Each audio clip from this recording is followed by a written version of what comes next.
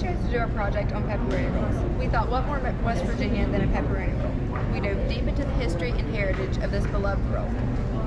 Pepperoni rolls are a unique treat that originated in the small state of West Virginia. Most people don't know the real history behind this baked good, which is why we decided to do our project on it. We wanted not only to know the history, but for others to know it as well. We will dive deeper, farther, more than the thick bread that surrounds the hot pepperoni and cheese, and really let everyone know why this treat is so unique to West Virginia and why it is so popular today. During the time period of 1880 to 1920, 4 million Italian immigrants arrived in America in search of jobs to support their families. In 1910, there were 17,000 Italian immigrants in West Virginia taking on the dangerous job of coal mining. Italian immigrants made up 30% of West Virginia's foreign-born population. Italians not only grew the West Virginia's population, but also brought their heritage and culture. They then brought light to the idea of what is now known as West Virginia's state food. Pepperoni rolls were first commercially produced in Fairmont, West Virginia in 1927. Even before the rolls were commercially produced, the beloved snack was booming in the coal industry.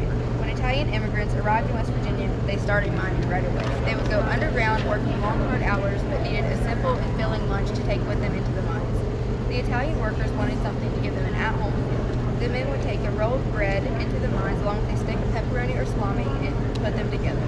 Before long, this delicious baked good with hot melted cheese mixed became the pepperoni roll. When pepperoni rolls first came out, no one other than the mining population knew anything about it. It wasn't until a guy by the name of Giuseppe Argiro, who was from Italy, migrated to Clarksburg, West Virginia to secure a job mining. He opened a bakery in Fairmont, West Virginia, where the first pepperoni roll was sold. He said that he remembered his friends that worked in the coal mining field with him would bring a stick of salami or pepperoni in one hand and a piece of bread in the other. Argiro worked hard and thought how he could make the snack that allowed miners to work and consume water with one hand and hurry back to work. That's when he thought of the pepperoni roll, a snack that is portable and easy, but also something that can keep them working for hours. The men had been eating the pepperoni and bread together, so why not make it into a convenient roll? He tried different variations of bread, pepperoni, cheese, and also tried different proportions until he was happy with his results. When the pepperoni roll hit the market, it was a huge success. The rolls sold by the dozen for around 25 cents each. A bakery by the name of Tomorrow's Bakery opened recently after the pepperoni roll was released into the state and released their own version of the pepperoni roll, which is still in business today. Tomorrow's takes the title of being the oldest bakery in the state. Once everyone else saw the big success in this new snack and how much profit these new businesses were making, new bakeries started popping up all around West Virginia selling the new and innovative snack. During the 1980s, the pepperoni roll faced extinction due to the raw meat legislation. Although the pepperoni roll was never made illegal, it did have a run-in with the law, and almost had to say adios to that beloved snack. In 1987, the USDA planned to update its regulations to be cleared about the food safety demand in meatpacking plants and other food businesses. At this time in history, the pepperoni roll had hit the market and was spreading throughout West Virginia. As the pepperoni roll began to boom, it caught the eye of the USDA, who included the snack in their regulation proposals. The proposal claimed the pepperoni roll was not a baked good, but a meat product, which would put bakeries under the meat packaging plant category and would make bakeries make increasingly costly changes to their business because the bakeries would either have to stop selling pepperoni rolls or close down their shop. Thankfully, this law never passed. West Virginia members of Congress and representatives for the baking industry made a powerful case in defense of pepperoni rolls. They were so successful, the regulations ended up specifically excluding pepperoni rolls from being recognized as a meat product. Pepperoni rolls became popular and loved across the state of West Virginia. Now they are not only sold in bakeries, but you can find them in most every gas station, convenience store, grocery store, donut shop, and even some fast food places. We even got to talk to some of the owners and workers of our local businesses that sell pepperoni rolls on their thoughts and opinions of the rolls. We got to ask them some questions such as how popular the rolls are and why they put them on the menu to begin with. We got to talk to the owner of Pete's Hot Dogs in Ripley, West Virginia, Matt Peterson. Pete's has been around since 1994, and to this day, Pete's has continued to feed the population of Ripley. When we sat down with Matt, he told us that when thinking of a fun treat to add to the menu, an employee by the name of Jane Kennedy, my grandmother, told him that she wanted to bring this snack to Pete's because she thought it would make a big impact not only in sales but in the town of Ripley. Matt told me that he sells 4 to 50 pepperoni rolls daily and is their biggest money-making snack on the menu. Some people may think that Pete's is known for their hot dogs, but we believe that they are known for their pepperoni rolls. Not only are they their #1 seller, but they also make great profit off of them. We also got to talk to one of the workers that work at bad hours here in Ripley, West Virginia.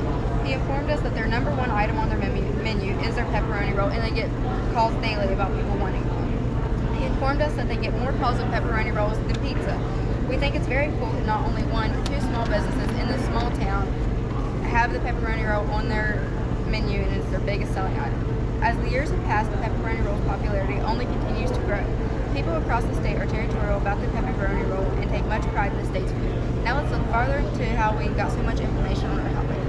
When researching this topic, we knew we wanted a lot of information.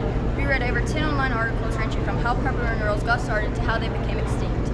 We even found some newspaper articles from back then that had great information, but we knew we needed different opinions and outlooks on pepperoni rolls.